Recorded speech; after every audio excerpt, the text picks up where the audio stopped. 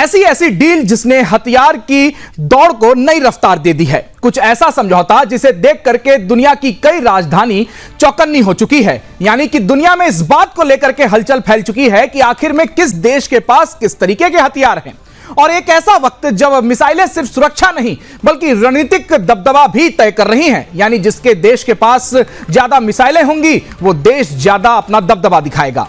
America ने फिर दिखा दिया है कि अगर सैन्य शक्ति की दौड़ है तो वो न सिर्फ सबसे आगे है बल्कि अपने साथ अब पूरी पश्चिमी दीवार खड़ी कर रहा है। 3.5 अरब डॉलर का ऐतिहासिक सौदा हुआ है। AIM-120 AMRAAM मिसाइलों के लिए 19 देशों के साथ यह डील की गई है, जिसमें इजराइल, यूक्रेन, ब्रिटेन जैसे देश शामिल किए गए हैं।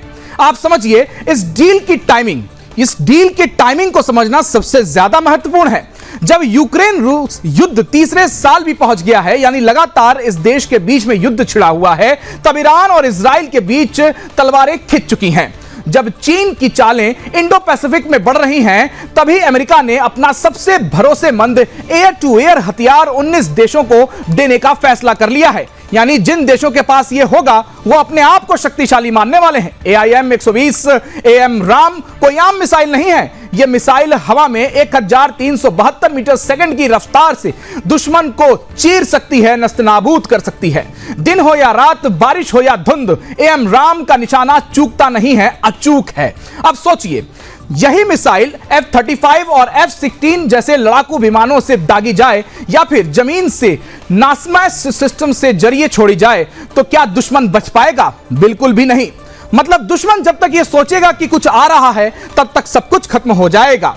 यूक्रेन में इस मिसाइल ने रूस की कई क्रूज मिसाइलों और ड्रोन को हवा में ही खत्म कर दिखाया है।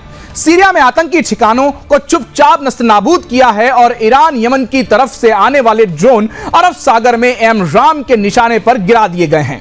लेकिन इस डील के पीछे सिर्फ मिसाइलें ही नहीं, यह अमेरिका की स्पष्ट चेतावनी भी है कि जिस देश के पास ये रहेगा, सबसे पहले तो अमेरिका के पास ये है, तो अमेरिका अपने आप को ताकतवर मानता है और अब डील हो रही है दूसरे देशों को देने की। जो जब दूसरे देशों के पास भी ये जाएगा तो ये और मजबूती से निकल के बाहर सामने आएगा। और ये चेतावनी अमेरिका की तरफ से दी गई है। अगर दुनिया में उबाल है तो पश्चिम और हाथों हाथ धर कर कोई नहीं बैठने वाला है। यानी सामने आकर के सब लड़ने को तैयार हैं। यानी कि यह दौर उस समय का दौर है जब इस देश में या दुनिया में बुद्ध की बात की जानी चाहिए तो दुनिया इस समय युद्ध की बात कर रही है। बात तो दुनिया के नेता ही कर रहे हैं, लेकिन केवल और केवल युद्ध के ही ऊपर बात की जा रही है। और अब ये तैयारी सामूहिक है, अलग अलग देशों के साथ मिलकर के की जा रही है। अकेले अमेरिका ही नहीं, पूरे सहयोगियों की है। यानी जो अलग अलग हथियारों के साथ जुड़ना चाहते हैं, अपने सैन्य को मजबूत करना चाहते हैं। यह सौदा इस बात की गवाही है कि हथियार अब सिर्फ यकीरा नहीं, एक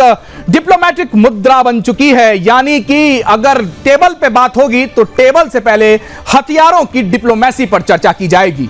जो जिसके पास ज्यादा हथियार होगा उसकी बात ज्यादा सुनी जाएगी, उसी को तवज्जो भी दिया जाएगा। और अमेरिका अब अपनी बात पूरी दुनिया में मनवाना चाहता है, इसीलिए हथियारों के दम पर लोगों को डराना धमकाना चाहता है। इसका दूसरा पहलू भी यह है और डरावने वाला है। जैसे जैसे हथियारों की सप्लाई बढ़ेगी, मिसाइलें तेजी से बनेंगी, वैसे वैसे तीसरे विश्व युद्ध का खतरा भी बढ़ेगा।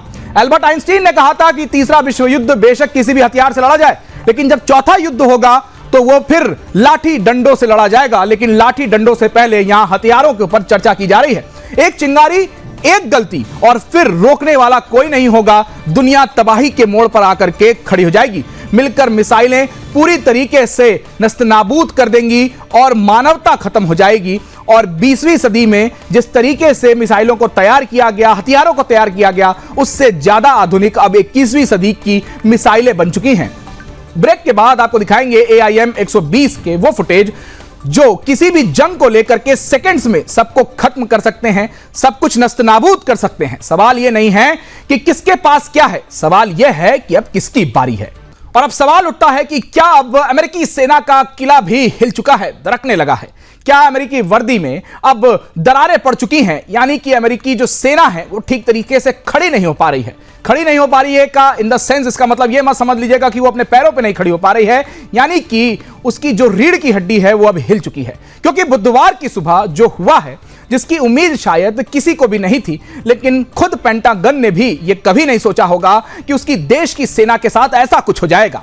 अमेरिका के सबसे बड़े और सबसे सुरक्षित सैन्य अड्डों में से एक फोर्ट स्टीवर्ट जॉर्जिया, जहां दुश्मन की गोलियां नहीं बल्कि अंदर के सैनिक की गोली भी चली है, एक जवान ने 5 अपने साथियों को गोलियों से छलनी कर दिया है। हॉस्पिटल में भर्ती है, जख्मी है और सवाल अब बहुत बड़ा उठ चुका है, क्या अमेरिका अब खुद अपने ही सैनिकों से डरने लगा है? क्योंकि घर का बेधी लंका ढाए, आमतौर पर यह भाषा पुराणों में भी कही गई है और भारतीय संस्कृति में इसका आमतौर पर प्रयोग होता है। अमेरिकी सेना की दूसरी बख्तरबंद ब्रिगेड कॉम्बैट टीम के भीतर घटी यह घटना अब एक राष्ट्रीय आपदा स्थिति का संकेत लेकर के आई है। सेना कह रही है कि एक्टिव शूटर की स्थिति बनी हुई है, लेकिन क्या यह बस एक शूटर की बात है या फिर कुछ और है? या सेना के भीतर दबा हुआ साइकोलॉजिकल वॉल्केनो अब फटने लगा है? यानी कि मनोचिकित्सक जिस तरीके से समझाने की कोशिश करते हैं कि बहुत दिन तक यदि किसी को दबाया जाए तो उसका फटना निश्चित है, यानी कि अब वही तस्वीर अमेरिका के सैन्य में भी देखने को मिल रही है कि वॉल्केनिक इरप्शन जब होता है यानी जब दबाव बढ़ता है तो वैसे ही साइकोलॉजिकल वॉल्केनो जब फटता है तो कुछ ऐसी ही तस्वीरें देखने को मिलती हैं। हथियार उस जवान के हाथ में था जिसे देश की रक्षा करने के लिए दिया गया था, लेकिन उसने अपने ही साथियों को निशाना बनाया और उसके बाद हिफाजत कर रहे लोगों के ऊपर ही गोलियां बरसा दी। FBI, मिलिट्री, इंटेलिजेंस और खुद अमेरिकी राष्ट्रपति के ऑफिस तक खलबली मच चुकी है कि पेंटागन के आसपास ऐसा कुछ हो सकता है। आज सवाल अमेरिका से है, क्या यह घटना आतंकी हमले से कम है? क्या खुद के अंदर अगर कोई यानी रक्षा की भक्षक अगर बन जाए तो फिर ऐसी तस्वीरें देखने को मिल सकती हैं? क्या जवानों की मानसिक हालत अब टिकिंग टाइम बॉम्ब की तरह हो चुकी है, यानी आने वाले समय में ऐसी घटनाएं क्या फिर से देखने को मिल सकती हैं? क्योंकि यदि दबाव में काम किया जा रहा है तो ऐसी घटनाएं आने वाले समय में संभव हो सकती हैं। पिछले कुछ सालों में PTSD, डिप्रेशन और आत्महत्या जैसे मामलों में अमेरिकी सेना की रीढ़ हिला करके रख दी है। यानी कि सेना में जो लोग हैं वो दिमागी रूप से कमजोर हो रहे हैं, परेशान हो रहे हैं, उनकी साइकोलॉजिकल स्थिति ठीक नहीं है, यानी मनोवैज्ञानिक दृष्टिकोण ठीक नहीं है और वे आत्महत्या करने को मजबूर हो गए हैं। आज की गोलीबारी सिर्फ एक घटना नहीं, यह पूरे सिस्टम पर एक करारा तमाचा बन चुकी है। फोर्ट स्टीवर्ट, जहां हजारों सैनिकों की आवाजाही होती है, वहां कोई अंदर कैसे घुस गया, वो भी हथियार लेकर के, यह एक बहुत बड़ा सवाल है। अमेरिका जैसा सुरक्षित देश, बड़ा देश, दुनिया में अपने आप को सबसे ज्यादा शक्तिशाली मानने वाला देश, अगर उसके देश में ऐसी तस्वीरें बाहर निकल के आ रही हैं तो फिर खतरा साफ तौर पर नजर में आ सकता है, देखा जा सकता है।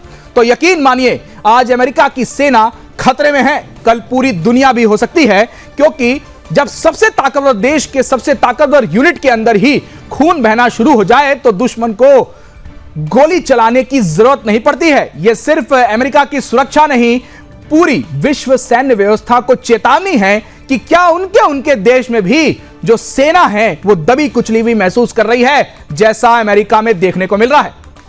आज फोर्ट स्टीवर्ट हिला हुआ है, कल शायद कोई और देश हो, कोई और बेस हो या फिर कोई और बटालियन हो।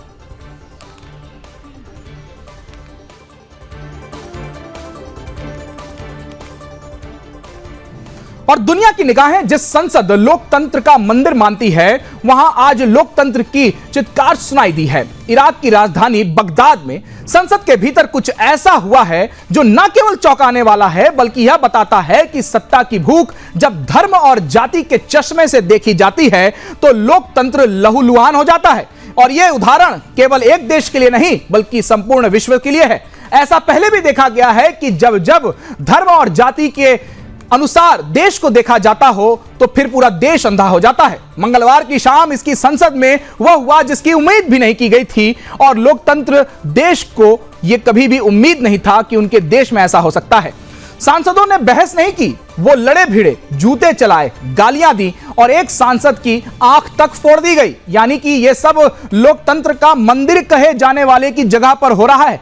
ऐसी तस्वीरें हमेशा देखने को आती हैं कि विभिन्न देशों में जब संसद लगती है तो हो सकता है कि आरोप प्रत्यारोप लगाए जाते हों या फिर अलग तरीके से विरोध किया जाता हो, लेकिन इस तस्वीर में साफ तौर पर देखा जा सकता है कि लोकतंत्र में यह कितनी शर्मसार बात है। जिस तरीके से यह दिख रहा है वो शर्मसार केवल एक देश के लिए नहीं बल्कि पूरी दुनिया को आज शर्मसार करने वाला है कि जिसको देश की जनता चुन करके भेजती है कि उनकी समस्या का समाधान किया जा सकेगा, तो यह संसद की तस्वीरें बाहर निकल के आती हैं। जी हां, आप सही सुन रहे हैं, इराक की संसद हिंसा का अखाड़ा बन गई है और इसका कारण बना शिया सुन्नी ध्रुवीकरण। संघीय सेवा और राज्य परिषद जैसे अहम पदों पर नियुक्तों को लेकर के जो राजनीति शुरू हुई है वो अब खून खराबे तक पहुंच चुकी है। पहले से यह तय हुआ था कि इन पदों पर शिया और सुन्नी समुदाय के संतुलन बनाने के लिए लोगों को बैठाया जाएगा, लेकिन जब मतदान का समय आया तो तकद्दुम गठबंधन और शिया सांसदों ने कथित तौर पर दोनों पदों पर शिया उम्मीदवारों को उनकी उम्मीदवारी पर वोट डाला, यानी कि जो उम्मीदवार खड़े हुए थे वो शिया और उन्हीं के पक्ष में वोट गया। नतीजा क्या हुआ यह आपके टेलीविजन स्क्रीन पर साफ तौर पर देखा जा सकता है। सुन्नी सांसद राल अद दहलाकी को संसद के भीतर ही पीट दिया गया। उनकी आंख पर गंभीर चोट आई है, आम भाषा में कह सकते हैं कि इनकी आंख तक फोड़ दी गई है। वीडियो आप सबके सामने है जिसमें साफ दिखता है कि 50 से ज्यादा सांसद उन्हें घेर लेते हैं, मारपीट करते हैं और अपशब्दों की बौछार करते हैं। यह किसी भी लोकतंत्र के लिए सबसे ज्यादा अपमानजनक स्थिति में लाकर के खड़ा करने वाला दृश्य है। लोकतंत्र शर्मसार होता रहा और सुरक्षा बस देखती रह गई, लेकिन किसी ने आकर के रोकने की कोशिश नहीं की। और ये आप तस्वीरें देख रहे हैं अपने टेलीविजन स्क्रीन पे किस तरीके से यहां पर मार हो रहा है। सबसे शर्मनाक बात यह रही कि संसद स्पीकर मौके से नदारद रहे, यानी कि अंदर सांसद लड़ रहे थे और स्पीकर गायब थे। अध्यक्षीय कुर्सी उपसभापति ने संभाली और बहिष्कार के बावजूद वोटिंग करवा दी। वहीं वोटिंग जिसने संसद को युद्ध क्षेत्र में बदल दिया था। यह पहला मौका नहीं है जब इसकी संसद में ऐसा हुआ है। मई 2024 में भी स्पीकर चुनाव को लेकर के मारपीट हुई थी। साफ है इराक की संसद अब बहस नहीं करती है बल्कि मारपीट करती है। इराक की राजनीति में दशकों से शिया और सुन्नी समुदायों के बीच सत्ता को लेकर के संघर्ष जारी है और अभी भी चल रहा है, लेकिन अब वो संघर्ष लोकतांत्रिक संस्थानों के भीतर भी घुस चुका है। सवाल यह है कि क्या यही इराक का भविष्य हो सकता है? क्या एक पूरी पीढ़ी को सिर्फ धर्म के नाम पर राजनीति की आग में झोंक दिया जाएगा या उनके भविष्य को बर्बाद कर दिया जाएगा? यह एक बहुत बड़ा सवाल है। दुनिया देख रही है कि क्या इराक इस संसद हिंसा से सबक लेगा? क्या अंतर्राष्ट्रीय समुदाय इसके ऊपर मौन रहेगा या फिर हस्तक्षेप करेंगे या फिर इसका विरोध करेंगे? क्योंकि अगर लोकतंत्र की हत्या संसद में ही हो रही है तो दुनिया को यह समझना होगा कि खतरा सीमा पार नहीं बल्कि संसद के भीतर है, खुद के देश में है। पाकिस्तान की सियासत एक बार फिर से उथल पुथल से गुजर रही है। यानी वहां पर यह हमेशा देखा जाता है कि कभी आम नागरिक लड़ रहे होते हैं, कभी नेता आपस में लड़ रहे होते हैं, कभी आतंकवादी संगठन आपस में लड़ते हुए देखे जा सकते हैं। हालांकि वो देश पूरा बर्बाद हो चुका है। दरअसल इमरान खान की गिरफ्तारी को 2 साल पूरे होने पर तहरीक ए इंसाफ यानी पीटीआई ने देश भर में प्रदर्शन किया, लेकिन सरकार ने इन्हें कुचलने की कोशिश की है। जब वो देश में लोकतंत्र ही नहीं है तो उसको कुचला क्या जा रहा है? आपस में ही एक दूसरे को यहां पर कुचला जाता है। अकेले पंजाब में 500 से ज्यादा कार्यकर्ताओं की गिरफ्तारी की गई है। सड़कों पर पुलिस की बर्बरता, मीडिया कवरेज पर रोक और धारा 144 जैसे उपाय यह दिखाते हैं कि पाकिस्तान में लोकतांत्रिक आवाजों को दबा दिया जाता है। इमरान खान की गिरफ्तारी एक भ्रष्टाचार मामले में हुई थी, लेकिन अब यह सिर्फ एक अदालती मामला नहीं रह गया है बल्कि यह मामला सत्ता और विपक्ष के बीच टकराव का प्रतीक बन चुका है और लंबे समय से आपस में दोनों टकरा रहे हैं। पीटीआई के नेता जुल्फिकार ने सरकार पर आरोप लगाया है कि इमरान खान के बुनियादी मानव अधिकार छीने जा रहे हैं। यहां तक कि उनके वकील और परिवार से भी उनको मिलने का मौका नहीं दिया जा रहा है, ना ही उनको ठीक तरीके से खाना खाने को दिया जाता है। हालांकि जेल में खाना नहीं मिल रहा है, यह बहुत बड़ी बात है। पाकिस्तान एक ऐसा देश है जहां पर भुखमरी सबसे ज्यादा है, तो फिर जेल में खाना कैसे मिलेगा? एक बहुत बड़ा सवाल उठता है। विरोध प्रदर्शनों को रोकने के लिए न केवल धारा 144 लागू की गई है बल्कि पार्टी कार्यकर्ताओं के घरों पर भी छापेमारी की जा रही है। झंडे लगी गाड़ियों को तोड़ने का प्रयास किया जा रहा है, रैलियों को अलग तरीके से पूरी ले जाने के लिए मना किया जा रहा है और मीडिया कवरेज करने के लिए भी मीडिया के लोगों को मना कर दिया गया है। यानी कि लोकतंत्र वहां पर अब खत्म हो चुका है। सोशल मीडिया पर वायरल होते वीडियो पुलिस की बर्बरता को साफ दिखाते हैं कि बुजुर्गों को घसीटते, महिलाओं पर डंडे बरसाते दृश्य लोकतंत्र की तस्वीर को धुंधला कर देते हैं।